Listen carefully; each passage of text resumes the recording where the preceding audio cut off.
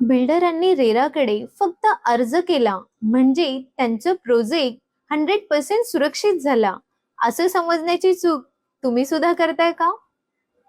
RERA ऑफिसमध्ये कागदपत्रे जमा करणे आणि त्याला मंजुरी मिळणे या दोन्हीमध्ये जमीन आसमानचा फरक आहे. नमस्कार, मी advocate Darshana Tamore. RERA master class A to Z मध्ये आपले स्वागत आहे.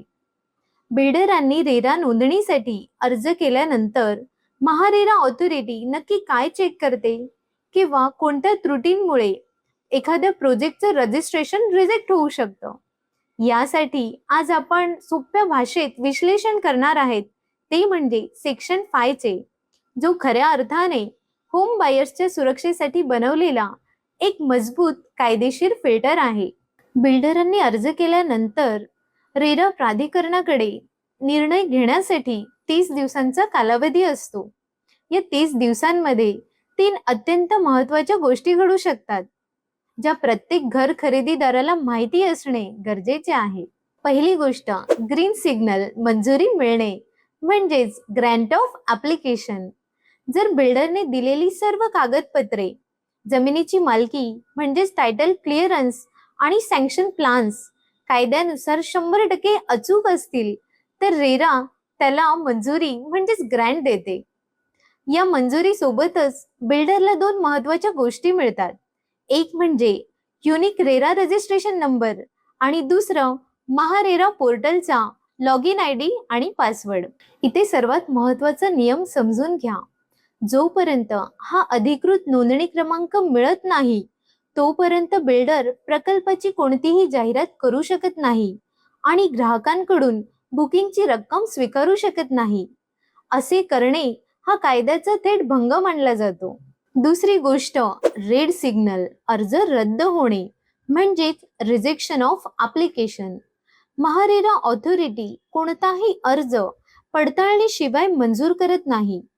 जर कागदपत्रांमध्ये काही त्रुटी आढळल्या, जमिनीबाबत कायदेशीर वाद असेल किंवा बिल्डरने पूर्व नियमांचे उल्लंघन केले असेल तर सेक्शन 5 अंतर्गत महारेरा हा अर्ज थेट फेटाळून लावू शकतो.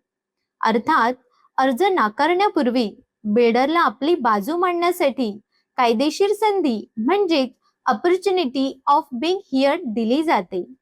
परंतु समाधानकारक स्पष्टीकरण न मिळाल्यास प्रकल्प बेकायदेशीर ठरवला जातो. तिसरी आणि महत्त्वाची गोष्ट, 30 दिवसांचा नियम म्हणजेच डीम्ड रजिस्ट्रेशन. आता 2026च्या नवीन डिजिटल आणि ट्रान्सपरंट सिस्टीमनुसार एक महत्त्वाचा नियम समजून घेऊया. जर रेरा प्राधिकरणाने त्या अर्जावर 30 दिवसांच्या आत कोणताही निर्णय घेतला नाही किंवा त्यात काही चुकाही काढल्या नाहीत तर तो प्रोजेक्ट मंजूर झाला असे कायदेशीररित्या मानले जाते. यालाच डीम्ड रजिस्ट्रेशन असे म्हणतात. यामुळे सरकारी कामात दिरंगाई होत नाही आणि बिल्डरला नाहक त्रासही होत नाही. मित्रांनो, जेव्हा तुम्ही कोणत्याही बिल्डरच्या ग्लॅमरस ऑफिसमध्ये जाता तेव्हा केवळ सेल्समनच्या तोंडून रेरा रजिस्टर्ड या शब्दावर विश्वास ठेवू नका, तर स्वतः 2 गोष्टी तपासा. एक म्हणजे त्या प्रमाणपत्रावर दिलेली रजिस्ट्रेशन व्हॅलिडिटी म्हणजेच नोंदणीची मुदत संपलेली तर नाही ना. दुसरं म्हणजे नोंदणी प्रमाणपत्र ऑफिसमध्ये दर्शनी भागात म्हणजेच प्रॉमिनंट प्लेसमध्ये लावले आहे का. कारण सेक्शन 5 नुसार सर्टिफिकेट लोकांना दिसेल अशा ठिकाणी लावणे बिल्डरवर कायदेशीर बंधनकारक आहे. तर हा होता सेक्शन 5, जो रिअल इस्टेट क्षेत्राला शिस्तबद्ध करतो आणि तुमच्या गुंतवणुकीला कायदेशीर सुरक्षा प्रदान करतो. जर तुमच्या परिचयामध्ये कुणी मालमत्ता परचेस करण्याचा म्हणजेच खरेदी करण्याचा विचार करत असेल तर त्यांना कायदेशीररित्या जागरूक करण्यासाठी हा व्हिडिओ नक्की शेअर करा.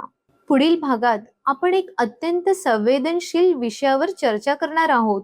सेक्शन 6 म्हणजेच प्रकल्पाची मुदतवाढ.